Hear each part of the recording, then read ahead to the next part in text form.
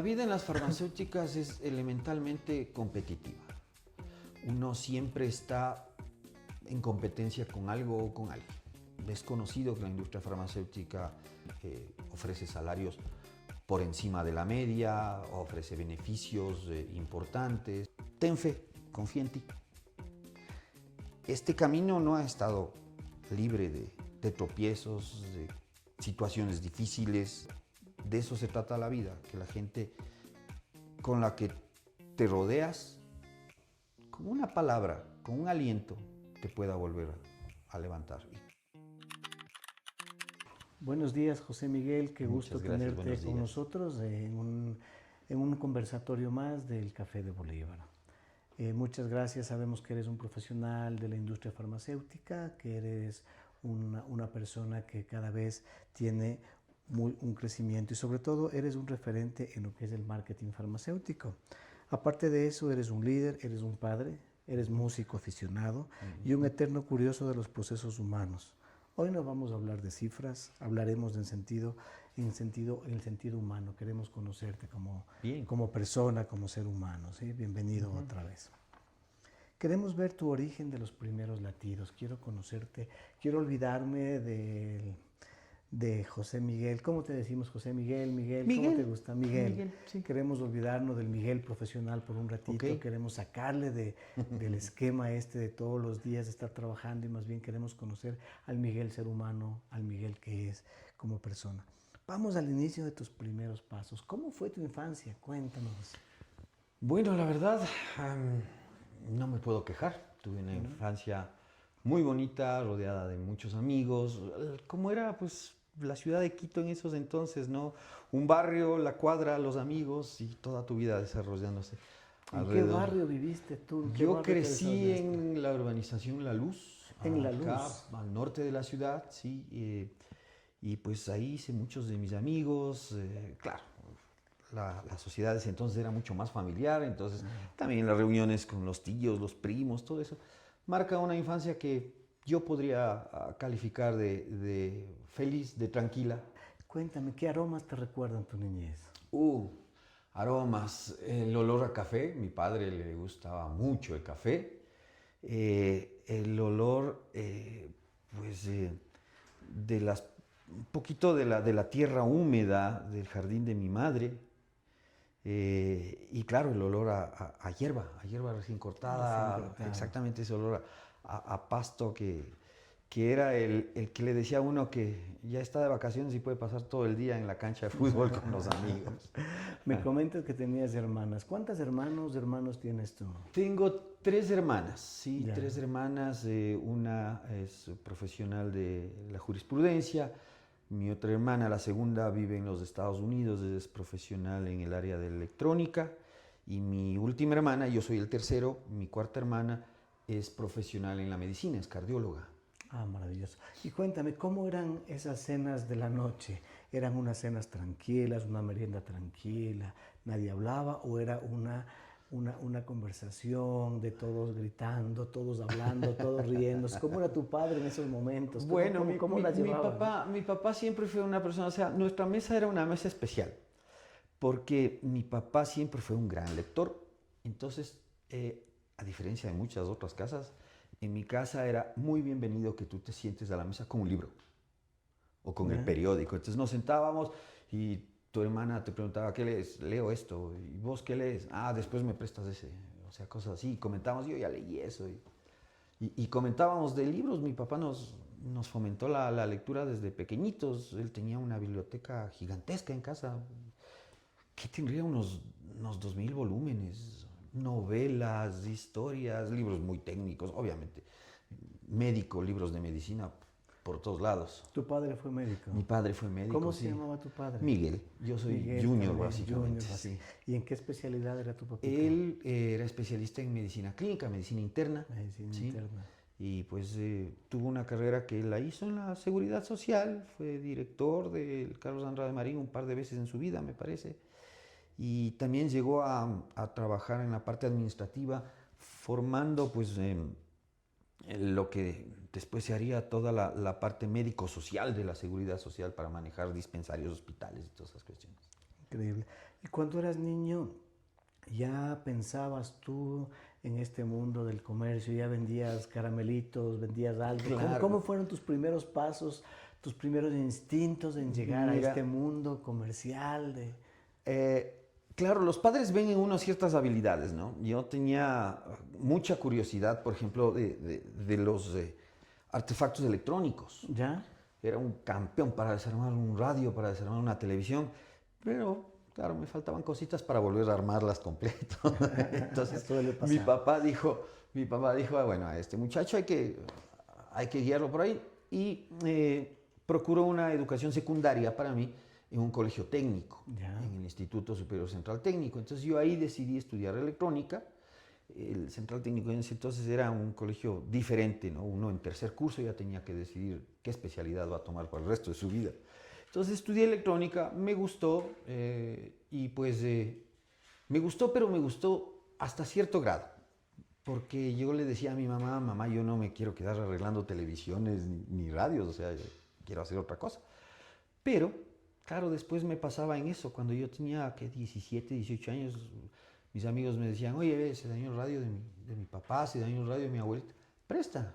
Tac, le hacíamos, le veíamos, le componíamos alguna cosa, les llevaba a mis profesores incluso, le arreglábamos y después... Ya tenías un Ahí pequeño tenía, ingreso para ti. exactamente, ahí tenía mi ingreso para gastarme en golosinas en la tienda de la esquina. Este, y así, efectivamente, así empecé y ahí me di cuenta que no quería seguir por el lado de una carrera totalmente técnica. Seguí con la electrónica, pero ya más a manera de bueno, generalizar un conocimiento, poder discutir con un técnico ¿ya? En Ya. electrónica, pero no le vi como mi profesión, entonces más bien decidirme por el lado de la administración de empresas. Entonces, tú terminaste todo tu bachillerato en el Central Técnico, en donde tú te formaste como técnico en la parte de electricidad, Sí. entendería. Electrónica. Electrónica, puntualmente, fantástica. Luego entraste a la universidad. ¿Y en qué universidad estabas tú? A ver, yo estuve primero en la Universidad Central, ¿sí? Empecé ahí la educación, pero pues bueno, mi vida dio algunos giros, algunas cuestiones, me casé joven, Ya, ¿ya? Entonces ahí tuve que cambiar mi enfoque, ya tuve que darle prioridad a otras cosas, obviamente, ya. y pues después empecé a estudiar a distancia, ahí se empezaban a dar los primeros pasos de la educación, no online, pero a distancia, a uno le daban sus 4 o 5 libros, vaya, estudia y viene en 2 meses a dar el examen. Entonces lo hice, después ingresé al Instituto Edward Deming, que tenía un convenio con la Universidad Cristiana Latinoamericana, y ahí me formé ya en la parte netamente profesional del área comercial, del área de ventas y de marketing. ¿Qué recuerdo aparte de, bueno, de la parte profesional? Me dice que te casaste muy joven. Sí, me casé a los 22 años. A los 22 años, bastante joven, te has casado todavía. ¿Tienes hijos ahora? Sí, por supuesto, mi hijo, el motivo de mi matrimonio, ¿Ya? ahora tiene 28 años, afortunadamente es un profesional, ya su vida está, bueno, no puedo decir resuelta, pero él tiene su camino ya, ¿Ya? ¿sí? Y pues sí, es una etapa de la vida que hemos pasado ya con mucha alegría. Entonces, sí, así fue. Llegó cuando yo tenía 22 años, llegó mi hijo y claro, ese fue un vuelco tremendo a toda mi vida, pues tremendo. Claro. Entonces, ahí tuve que cambiar las prioridades y es ahí donde descubro la industria farmacéutica. A los 22 años. A los 22 años. Claro, con esa premura de, bueno, ya van a ser y ahora, ¿qué hacemos? Ok, entonces así fue como empezaste a llegar a la industria farmacéutica. Me han hablado mucho de la industria farmacéutica como uno de los referentes laborales que te da crecimiento. Cuéntame, ¿cuáles son las virtudes de la industria farmacéutica? Las virtudes, bueno, la industria farmacéutica tiene la particularidad de ser, comparado con otras industrias en general, muy organizada y de tener vasta información. Ellos manejan, archivan y clasifican muchísima información. Entonces, la industria farmacéutica generalmente lo que consiguen las personas que nos involucramos con ella, pues consigue que llegamos a ser personas muy ordenadas, muy sistemáticas y que planteamos procesos claros y específicos, ¿no? Entonces, cuando tú te imbuyes en la industria farmacéutica, tú vas a aprender muchísimas cosas. Claro, en mi tiempo, pues uno trabajaba con los suizos, uno trabajaba con norteamericanos, uno trabajaba con franceses y industrias mucho más elaboradas y avanzadas en el tema organizacional. Y pues aprendes muchos procedimientos de ellos que se te quedan grabados para el resto de tu vida y para el resto de lo que hagas. Entonces, ¿y cuál es el camino para entrar a la industria farmacéutica? ¿Cuál es el primer paso que tú das? El primer paso, bueno, el primer paso es ponerse a aprender muchas cosas, porque la industria farmacéutica requiere que uno sea una persona no solamente formada en el área comercial. El área comercial es lo fundamental, pero hay que saber mucha anatomía, hay que saber mucha farmacología y mucha fisiopatología para poder enfocarte en cómo vender tu producto. Técnicamente, pues el vendedor es la persona más capacitada para hablar o exponer acerca de su producto. Entonces, ponerse de frente a frente con una persona que ha estudiado 8 años medicina para hablar de una enfermedad y de un tratamiento farmacológico requiere muchísimo conocimiento previo. Entonces, esa es una de las cualidades también de la industria farmacéutica. Vives en constante capacitación y evaluación. Capacitación y evaluación. O sea, tú entraste como, tú fuiste primero visitador médico. Visitador médico, así es. Yo tuve la fortuna de, en ese entonces había unos cursos de formación de visitadores a médicos que lo que hacían era precisamente formarte un poco en el área de farmacología, enseñarte las indicaciones, los usos de los principales fármacos, los que más se vendían en ese entonces. Y te daban un poco de técnicas de venta y posicionamiento de productos, y con eso pues estas empresas, si uno sacaba buenas notas, el premio, por decirlo así, de estas empresas era ubicarte en algún laboratorio. Entonces me fue bien, claro, tenía yo el apoyo de mi padre para que me enseñe en horas extras lo que no entendía en el curso, porque no es, de primer impacto no es muy sencillo aprender todas esas cosas. Entonces mi padre me las aclaraba, era muy didáctico él fue profesor universitario. Entonces ahí, bueno, me fue bien en este curso y me consiguieron un pequeño trabajo con el que empecé en un laboratorio que fabricaba alcohol antiséptico, suero fisiológico y este tipo de sustancias para asepsia. Entonces, claro, ahí salió más que la farmacología y todo eso, salió a relucir toda la parte de técnicas de ventas. Y claro, fui y en vez de pues irme directo a las farmacias chiquitas a ofrecer, me fui directo a los grandes hospitales. Entonces conseguí cartera con el Hospital Metropolitano en ese entonces, con la clínica Nova Clínica, con la clínica Pasteur. Posicioné bastante bien, como el centro norte era la zona que me asignaron, y claro, me fue bastante bien. Entonces ahí ellos me dieron mi primera oportunidad de dedicarme solo a instituciones. Entonces fue tu primer paso, diste un salto de visita médica, se abrieron las puertas para convertirte ya en un Key Account farmacéutico. Básicamente, ¿no? Básicamente sí, eres exactamente, un Key Account farmacéutico. ese concepto, claro, ese concepto todavía no existía como Key Account, ¿no? Claro. Quien manejaba eso era un gerente de ventas. Así ¿ya? En ese entonces, te estoy hablando del año 98.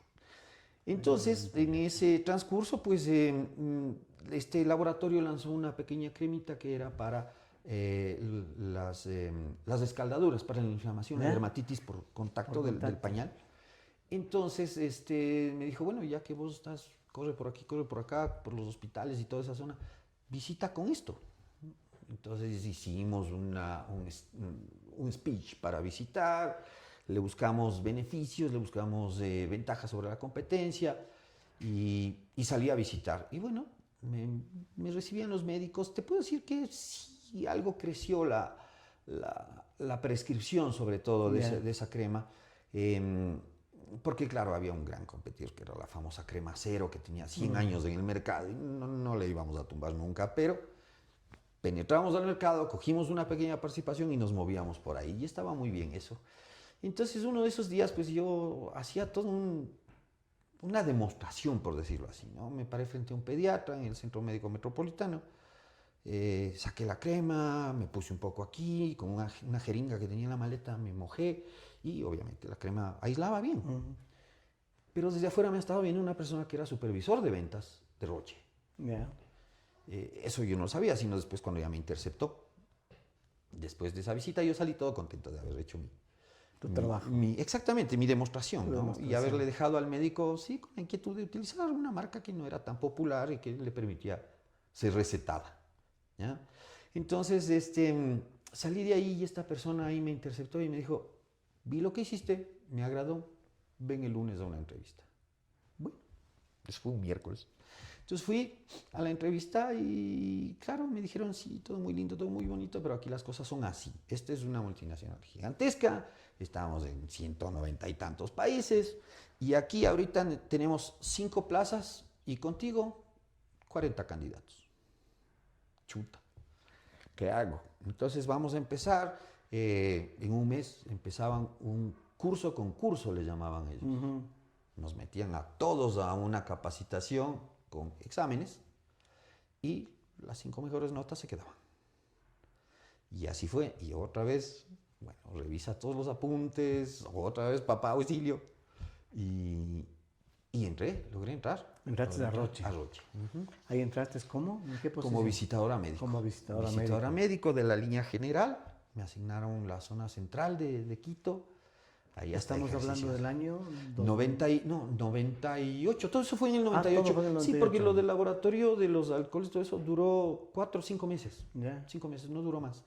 Entonces de ahí ya todo esto fue, de hecho en el 97, porque el curso empezaba en enero del 98. En enero del 98. En enero del 98. Entonces los primeros 15 días fueron ese curso. Y claro, el curso era de 8 a 8. Para pasar el curso yo tenía que renunciar al otro trabajo. Claro. Entonces era una apuesta un poco arriesgada, pero de ahí ya puse toda la confianza en los conocimientos de mi padre. Fantástico. El mundo del visitador médico, cuéntame cómo es ese mundo tan misterioso, porque creo que muchos de nosotros no conocemos el mundo del visitador médico. Se habla que es un mundo maravilloso, de chicos elegantes, de chicas elegantes también, muy simpáticos, y que tienes beneficios, que se les ve caminando por los hospitales. ¿Cómo es verdaderamente ese el mundo al interno de una farmacéutica? La vida en las farmacéuticas es elementalmente competitiva. Uno siempre está en competencia con algo o con alguien. Ya, elementalmente, pues, como toda fuerza de ventas, uno tiene una meta, tiene objetivos, tiene crecimientos, entonces procura desarrollar todo eso. Indiscutiblemente es conocido que la industria farmacéutica valora a sus miembros y ofrece salarios por encima de la media, ofrece beneficios importantes, como pues, el plan auto, por ejemplo, que era un beneficio que era muy atractivo.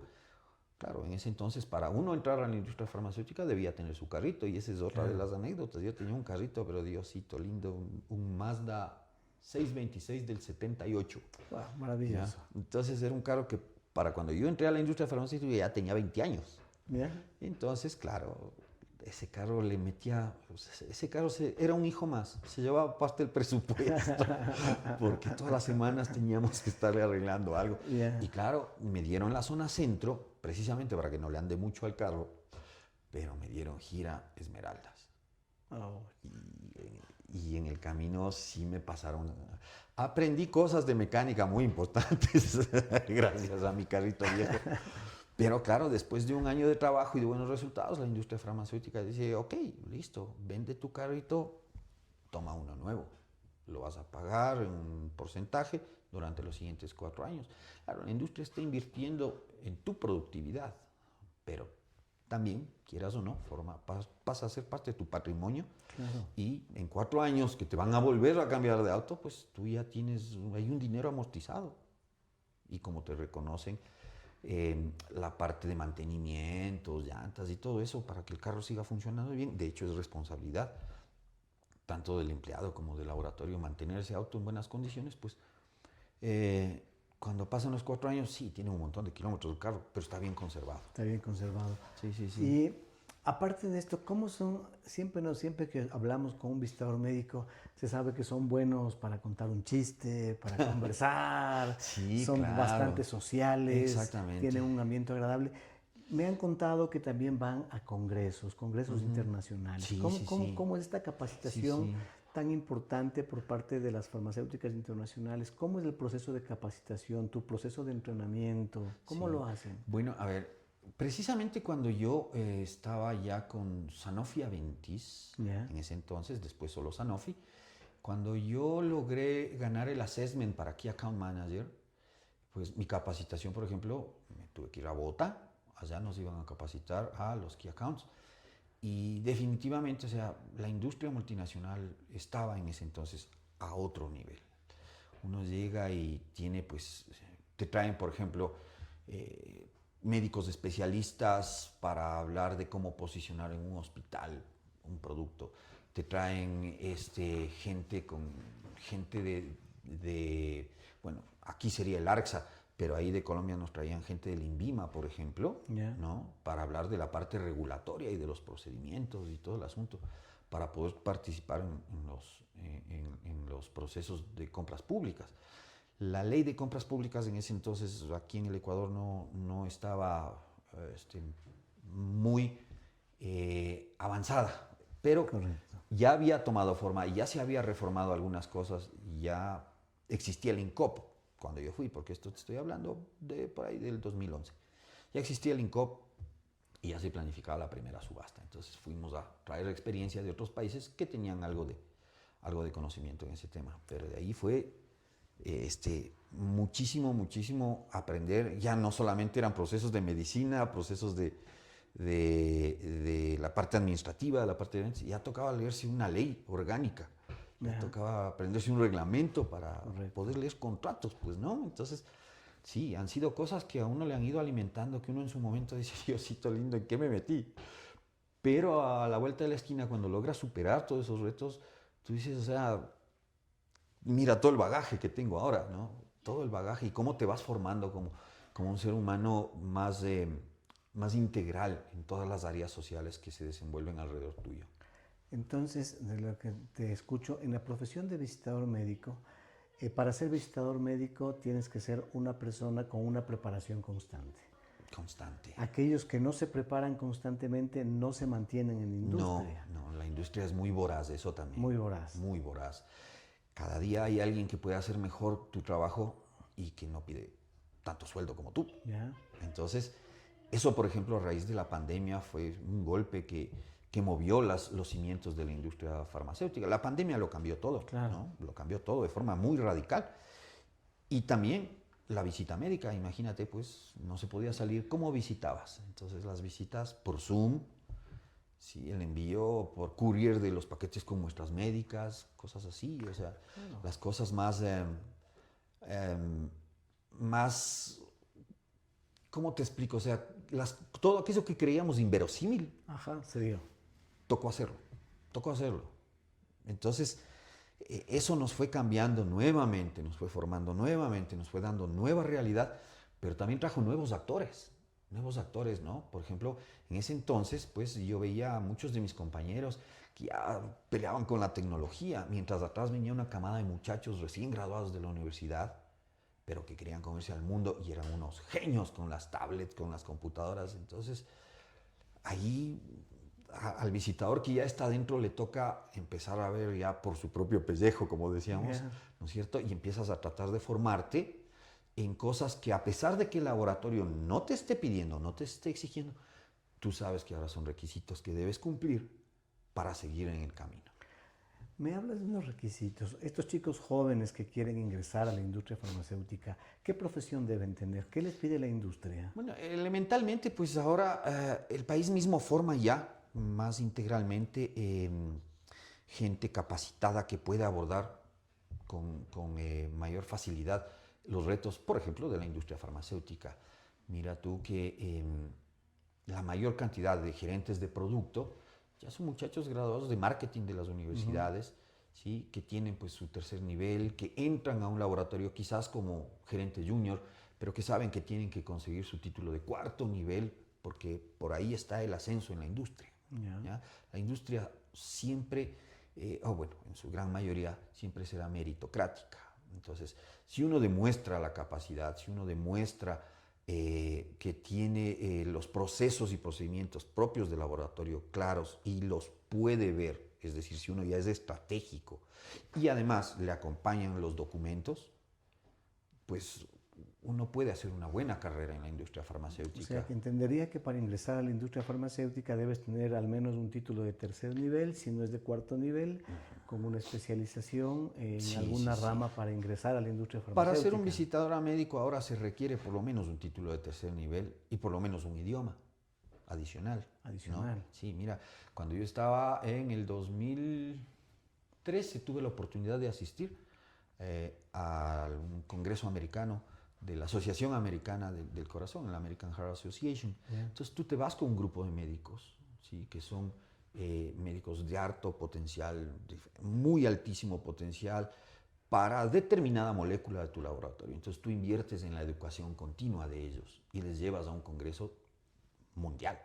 Entonces fuimos a Estados Unidos, tuvimos el chance de ir a Chicago, al American Heart, y asistir a charlas de los más grandes cardiólogos del mundo, ¿no?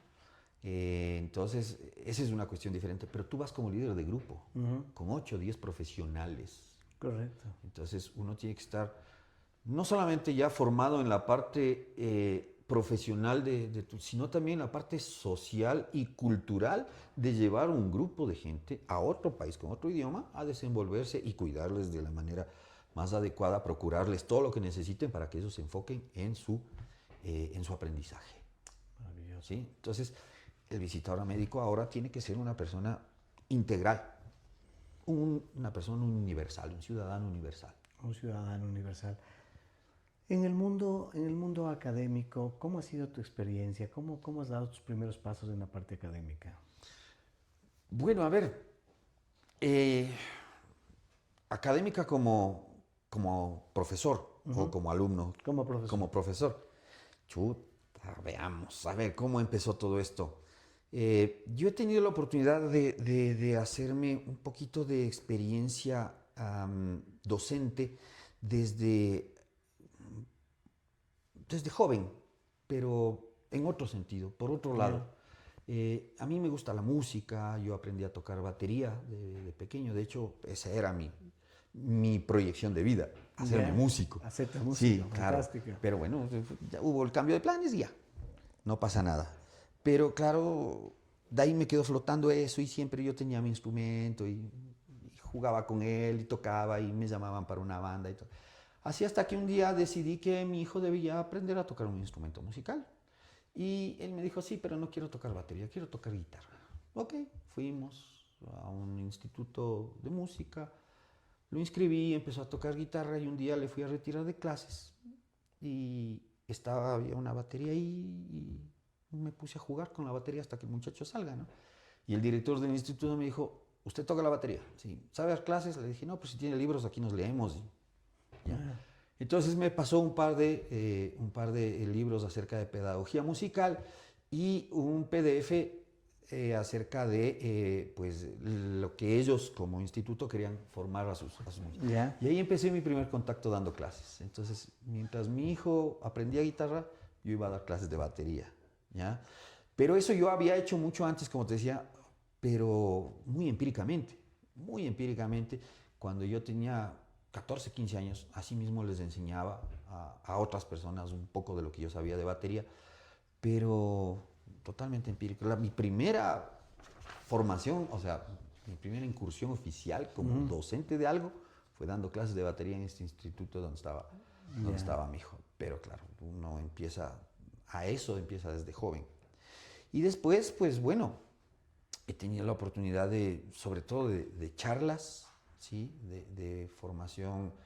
Dentro de la industria. Sí, dentro de la industria, exactamente. Dirigida a gente que está dentro de la industria, incluso pues dirigida a gente en algunos casos dentro de instituciones. Yeah. Como te decía, pues yo la industria farmacéutica como tal la dejé en el 2015 y me pasé al lado de los equipos médicos, ¿no? Ahora estás en equipos médicos. Exactamente. Entonces, en ese mundo de los equipos médicos, pues sí hay gente que necesita conocer un poco más del lado de servicio al cliente, quieren aprender de marketing, quieren aprender de ventas, quieren aprender. Entonces, como parte de lo que hacemos nosotros cuando trabajamos con algún hospital, pues les decimos, ok, ¿quieren una charla? Toma una charla.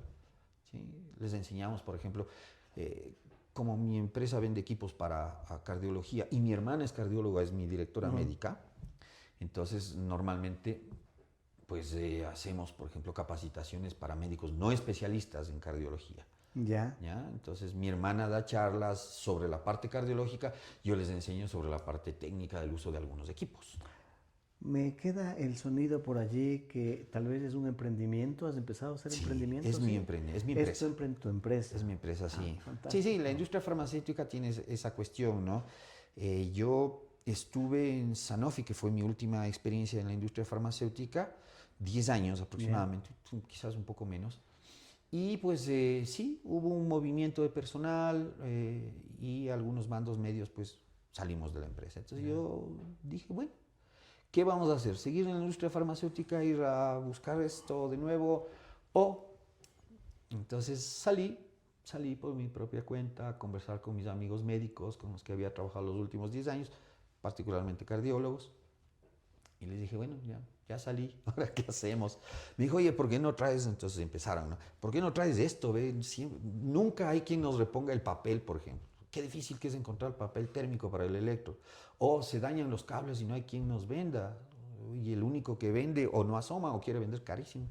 Entonces dije, bueno, me senté en la sí, exactamente. Hice una pequeña encuesta, ya dada esa situación con 2 o 3 amigos, hice una encuesta y ya me fui donde 50 y les pedí que me llenen la encuesta para saber qué querían. Entonces, en base a eso, pues tabulé los datos, me di cuenta que era lo que tenía que traer, le dije a mi hermana, oye, ¿qué opinas de esto?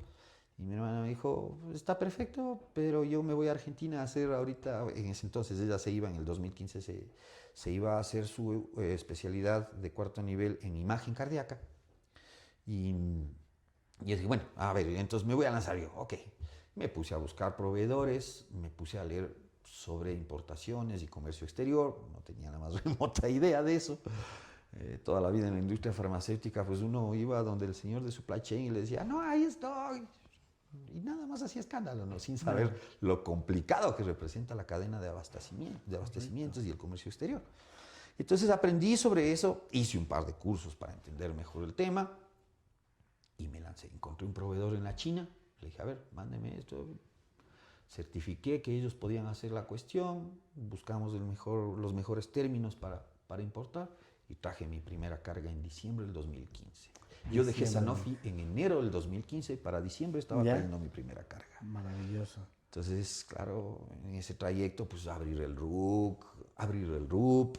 En Sanofi yo había pasado por 3 subastas corporativas, entonces tenía todo bien comprimido en la cabeza para saber que también podía salir corriendo a los hospitales a tratar de vender los equipos.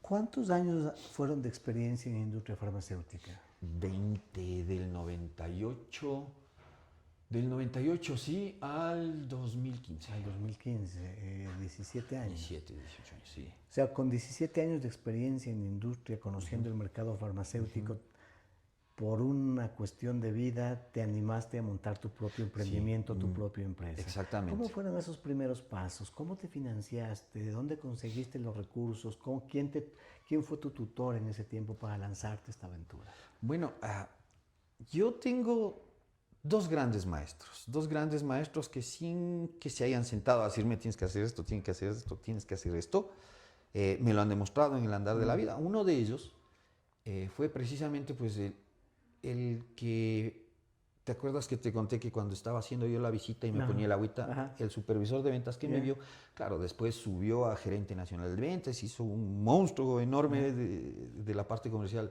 del laboratorio suizo de Roche. Entonces él un día también pues dijo gracias a la industria, pero él se fue por la línea dermatológica y puso su empresa de productos dermatológicos que los comercializa pues trabajando igual con los dermatólogos, le mandan las recetas, o sea, lo hizo muy bien, es una empresa, tiene ahora como 3 o 4 sucursales por todo Quito y creo que está en las provincias también. Entonces yo vi todo eso y dije, eso es saber qué hacer con la plata. Claro. Claro, Ya. ¿no es cierto? Porque uno sale de la empresa y te dicen, ¿sabes qué? Cuando yo salí de Sanofi fue precisamente así, o sea, sí, entendemos, ¿sabes qué?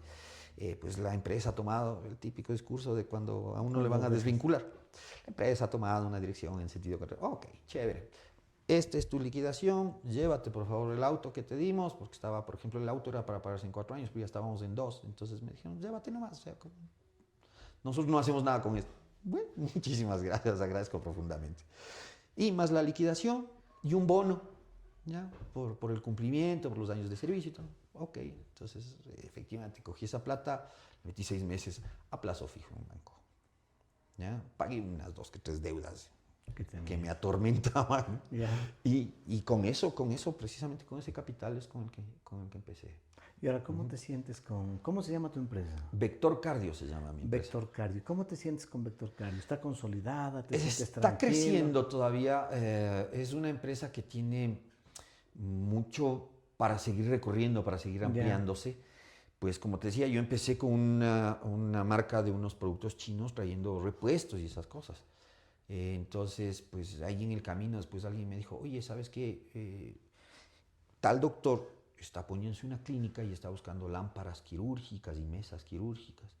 Entonces fui corriendo donde ese doctor, hablamos, conversamos, le busqué con este mismo proveedor. Le dije, ¿tú vendes eso? Me dijo, no, pero te puedo recomendar. Me recomendó una marca, hablamos, trajimos, vendimos y ahí arrancó todo. Ahí me fui ya completamente por el lado de los equipos médicos, ¿no? Completamente por el lado de los equipos médicos.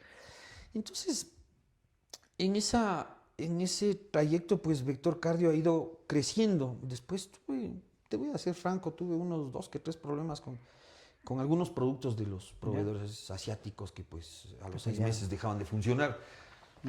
Y todas esas cuestiones me tocaba absorber a mí por garantía. Entonces, claro, los chintos me decían, no, compra nuevo, no estés cambiando piezas, compra nuevo, eres loco. Entonces, ahí dije, no, si yo quiero realmente posicionarme en el mercado, no tengo que vender lo que cualquiera podría vender.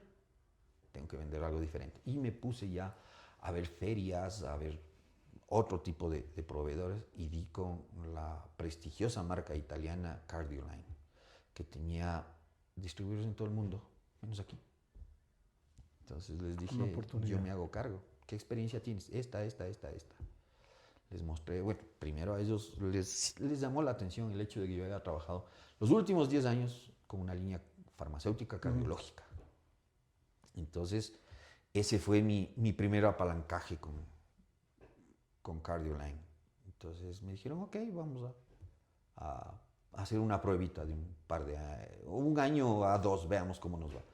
Ok, entonces coge la plata, invierte en traer las cosas y empieza a vender.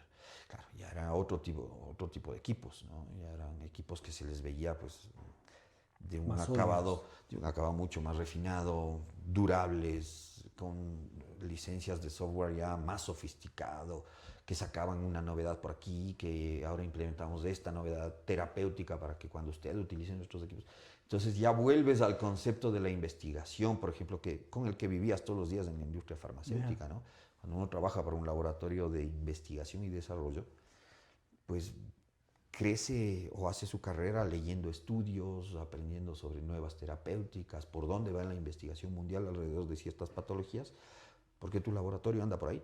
Entonces todo eso volvió a mí con Cardioline, ¿ya? Que implementaba cosas nuevas tecnológicas y ahora, por ejemplo, pues nosotros manejamos la única plataforma de diagnóstico de telemedicina para cardiología. No hay otra. Entonces, ese es mi producto estrella ahora. Me muevo por todos lados tratando de hacer demostraciones y ubicarlos, ¿sí? Entonces, ese es nuestro paso. Y claro, ahí hemos ido sumando líneas. Tengo una línea alemana de máquinas de anestesia, ventiladores, de monitores. Y así se ha ido. Increíble ese tu camino. Si tendrías que darle un consejo ahorita como emprendedor, ¿qué consejo le darías a una persona que está en una situación similar cuando tú tenías un pequeño capital, independientemente, tomando la coyuntura actual del país? Tienes un pequeño capital, ¿qué le dirías a él? ¿Qué tiene que hacer? Bueno, le diría que lo primero que tiene que hacer es saber exactamente qué quiere en el mercado. Porque el mercado puede estar lleno de proveedores, puede haber 100 personas trayendo lo mismo, ¿no? Pero si yo traigo algo que compita porque es bueno, más mi habilidad y mi capacidad de servicio, yo voy a ser diferente.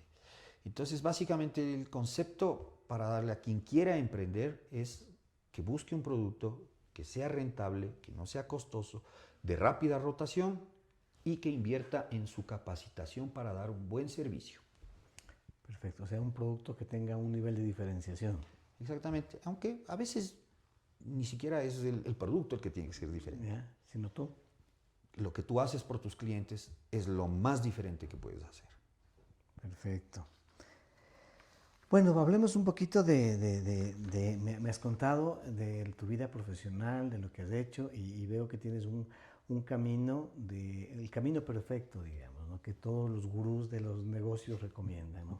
Hacer primeramente un camino dentro de una empresa, formarte los primeros años, luego por azares de la vida o por decisión propia, tomas la decisión de montar tu propio emprendimiento, yendo a tu baúl de los recursos y con eso vas construyendo una empresa, un emprendimiento y le vas dando formas, llegando a conseguir un desarrollo profesional. No sé si llamarlo éxito profesional porque el éxito cada vez uno tiene que ir superando paso a paso el tema de seguir creciendo. Y cuéntame ahora, ya cuando tú no estás trabajando, cuando no estás dedicado a los negocios, ¿qué es lo que tú haces? ¿Cómo te entretienes? ¿Cómo me entretengo? Bueno, me entretengo pasando tiempo con mi familia, mi hijo. Él ahora tiene su novia, viven juntos. ¿Solo tienes un hijo? Solo tengo uno, sí. Yeah. Solo tuve uno. Decidimos, bueno, yo me divorcié de su madre, Yeah. ¿ya? Y me volví a casar, sí, con mi esposa actual. Espero que sea la última. Con mi esposa actual, pues decidimos no tener hijos. Yeah. Y pues sí, hemos hecho pues un poco de esa decisión una bandera de libertad. Mi esposa es atleta, a ella le gusta mucho la actividad física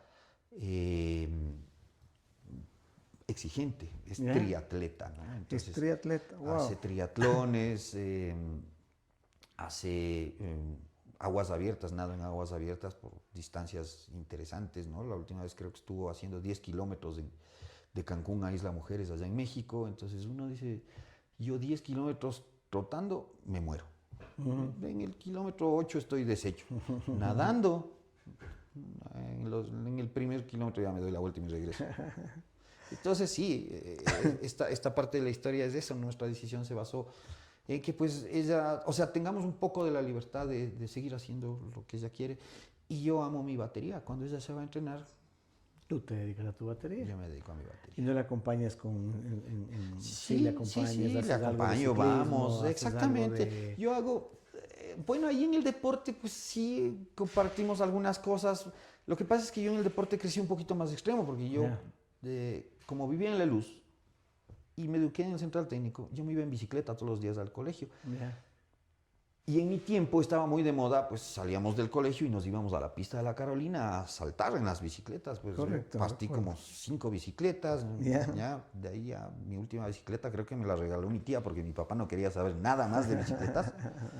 Entonces, pues, claro, cuando yo salgo en bicicleta le digo, pero no vayamos por el asfalto, vamos por las piedritas, porque eso es más chévere. Entonces mi esposa me dice, no, mejor por el asfalto, porque por las piedritas me puedo caer. Pero en el asfalto, para eso en el asfalto está el carro. Entonces, bueno, ella hace mucho bicicleta de ruta. Yo prefiero lanzarme por las montañas. ¿Ya?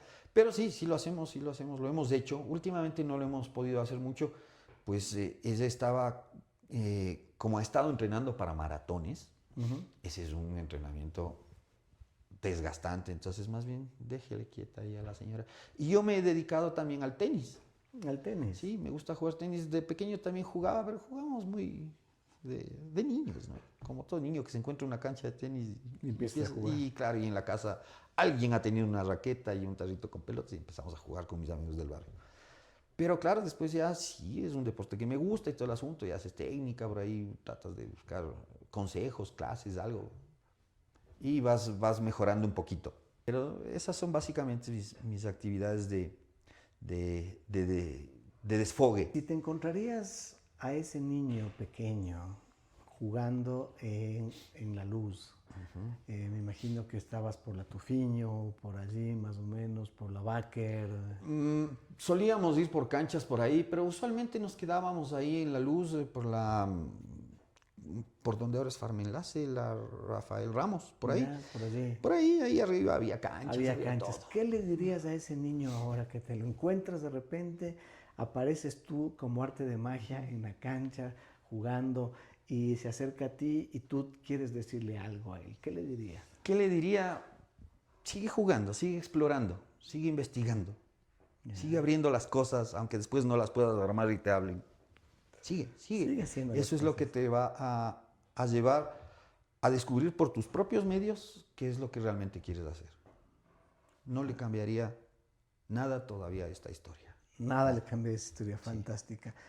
Muchísimas gracias, José Miguel. Detrás de todo este conversatorio que hemos tenido, hemos logrado conocerte, nos hemos quedado bastante contentos por saber cómo ha sido el camino de un hombre que empezó con un sueño de armar aparatos electrónicos, de tocar su batería, de ser músico, pasando luego a la industria farmacéutica, convertirse, ser llamado por una gran industria como es Roche, haber crecido luego en Sanofi, haber hecho un gran camino y luego volverse un emprendedor.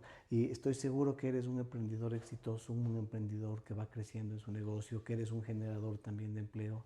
Con todas esas maravillas, solamente si tendrías que darle un mensaje a los jóvenes que están saliendo al mercado, ¿qué les dirías como para terminar? Les diría algo que me dice mi esposa todos los días. Ten fe, confía en ti. Este camino no ha estado libre de tropiezos, de situaciones difíciles, de decisiones complejas y de momentos en que uno dice, hasta aquí. Pero de eso se trata la vida, que la gente con la que te rodeas, con una palabra, con un aliento, te pueda volver a levantar y que tú confíes en ti mismo. Te escuches primero a ti mismo, esa voz que como al fondo te dice esto sí o esto no. Esa es la primera voz a la que uno tiene que hacerle caso con el alma, porque tú instintivamente sabes por dónde están las cosas y por dónde deberías ir. Escúchate a ti mismo. A los demás sí, a los que más quieres, no a todos, a los que más quieres, a los que sabes que podrían dar la vida por ti, escúchalos, pero primero a ti mismo.